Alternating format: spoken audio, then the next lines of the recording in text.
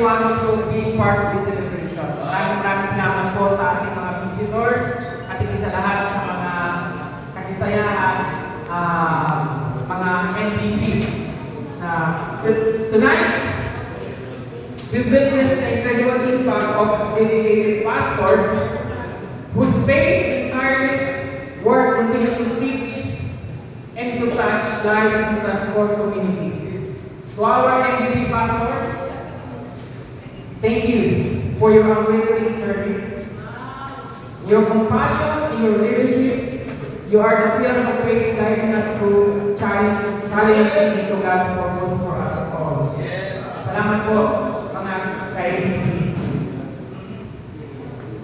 Let this be not just a moment of recognition, but a reminder of the greater calling that unites us all.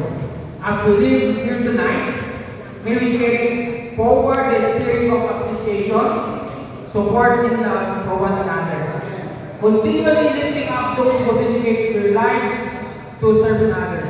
Thank you, and may God bless you all abundantly.